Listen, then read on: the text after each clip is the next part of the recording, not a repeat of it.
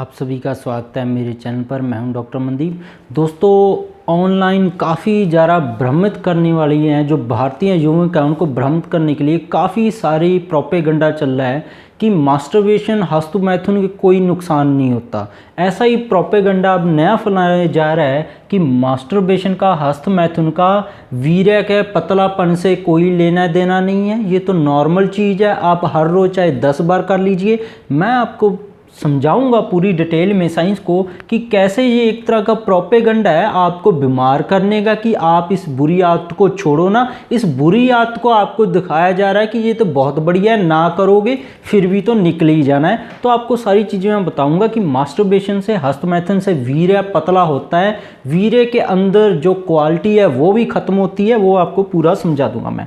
अब देखिए, जो वीर्य निकलता है उसके अंदर दो हिस्से होते हैं। एक तो होते हैं शुक्राणु, एक होता है जो आप सफ़ेद रंग का पदार्थ देखते हो, गाढ़ा सा, और जो वाइटिश कलर का पानी जैसा पदार्थ होता है। तो ये दोनों चीज़ें अलग अलग है। जो शुक्राणु है वो अंडकोश से निकलते हैं। जो आप सफ़ेद रंग का गाढ़ा पदार्थ देखते हो, लिक्विड पानी जैसा पदार्थ देखते हो, ये निकलता है, दो हिस्से लगे होते हैं लिंग के ऊपर वाली साइड, बिल्कुल पेट के अंदर। इसको बोलते हैं सेमिनल वेसिकल, ये पिचकारी की तरह होती है। इसको बोलते हैं प्रोस्टेट ग्लैंड, ये होता है, इसको गुदूद बोल देते हैं।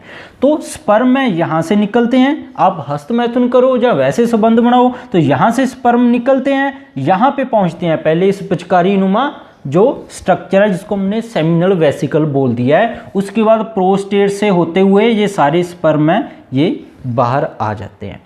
अब इन दोनों का पतलापन और गाढ़ेपन से क्या लिंक है, ये आपको समझने की ज़रूरत है। देखो, शुक्राणु हैं जो, वो अपने आप अंडे से मिलाप नहीं कर सकते हैं। इनको अंडे तक पहुंचने के लिए, मूवमेंट करने के लिए एनर्जी चाहिए होती है, पावर चाहिए होती है। इसीलिए ये गॉड गिफ्टेड दो हिस्से हैं, ये जो सेमिनल वेसिकल है और ये गुदूद है। जब स्पर्म यहाँ पे पहुँचते हैं, सीमेन है जो, उसके अंदर ये एक तरह का सफ़ेद रंग का पदार्थ छोड़ते हैं, जैसे सफ़ेद जो आप देखते हो हिस्सा, ये सफ़ेद रंग का पदार्थ है। 70 से 80% सेमिनल वेसिकल छोड़ती है और प्रोस्टेट छोड़ती है 20 से 30%।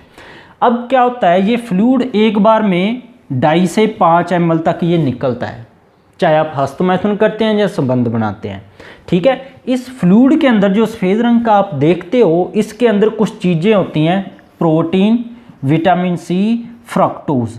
ये तीनों चीज़ें क्या करती हैं, शुक्राणुओं के अंदर जान डालती हैं।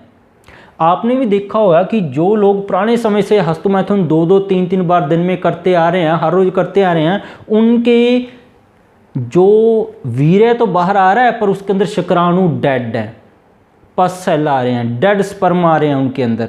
तो यही दिक्कत है, क्योंकि शुक्राणु के अंदर जो जान डालनी है जिन दोनों ने, वो यहाँ पे है। अब हस्तमैथुन जिसको आदत लग जाए उसको प्रोपेगेंडे के थ्रू इतना बढ़ा दिया जाता है कि आप करो, वो हर रोज़ 2-2, 3-3 बार, या हर एक तीसरे बार दिन में 2-2, 3-3 बार, या हफ्ते में 3-3, 4-4 बार। तो इसकी इतनी कैपेसिटी नहीं है कि शुक्राणुओं को एनर्जी देने के लिए इतना गाढ़ा पदार्थ बना सके। तो ये क्या होता है, ये हिस्से फिर आपके सूजने लग जाते हैं। इसलिए आपने देखा होगा जो लोग पुराने समय से मास्टरबेशन या हस्तमैथुन करते आ रहे हैं, उनका वीर्य बहुत ज़्यादा पतला हो जाता है। शुक्राणु चाहे उनके अंदर पूरे हों, चाहे वो मरे हुए हों, पर वो वीर्य वैसा ही निकलता है, पर पतला निकलता है।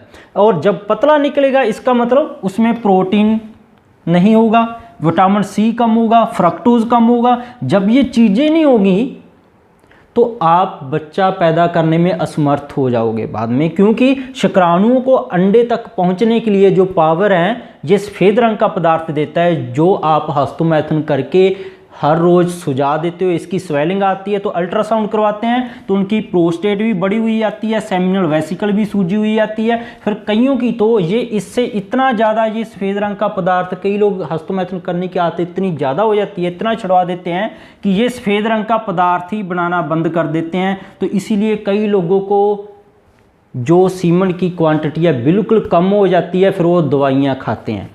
तो इतनी इसकी कैपेसिटी नहीं है कि दिन में 3-3 बार आप हस्तमैथुन करो और ये इतना लिक्विड छोड़ती रहे।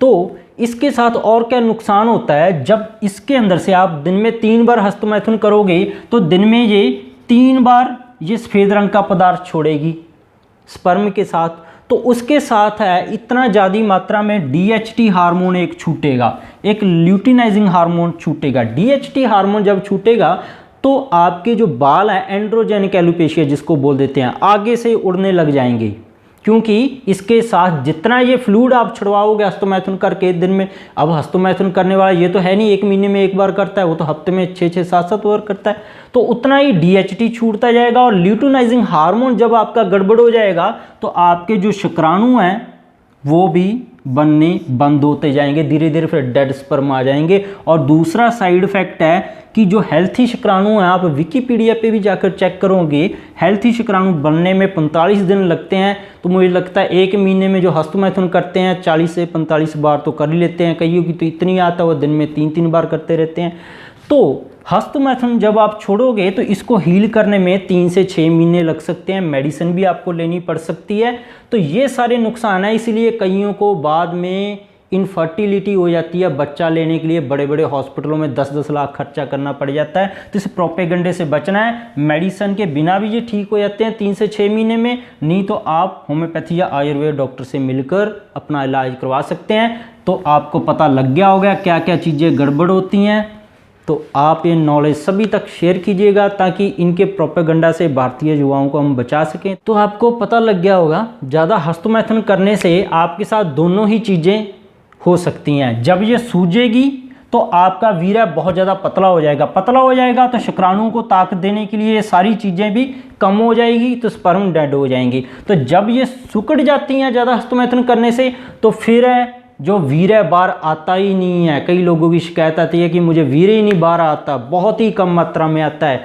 तो ये गाढ़ापन और पतलापन दोनों ही हस्तमैथुन से होते हैं। तो इसके बिना भी मेरे हेल्थ चैनल पर बहुत सारे हेल्थ टॉपिक्स पर वीडियोज़ हैं, चाहे गठिया है, चाहे एलर्जी है, चाहे अस्थमा है, चाहे किसी के हार्ट के वाल्व ख़राब है, उसका हार्ट फेल है, जब डॉक्टर ने बोल दिया कि इसका हार्ट तो 25% रह गया है, सभी के लिए होम्योपैथी और आयुर्वेदा में इलाज अवेलेबल है। और सारी वीडियोज़ मेरे चैनल पर हैं, कैंसर के लिए आप देख सकते हैं। तो जिन्होंने अभी तक मुझे सब्सक्राइब नहीं किया है तो नीचे रेड कलर का बटन दबाकर चैनल को सब्सक्राइब कर लें और हमारे साथ जुड़ जाएं। बेल को दबाना मत भूलिएगा, वीडियो को शेयर और लाइक ज़रूर कीजिएगा। वीडियो देखने के लिए सभी का शुक्रिया।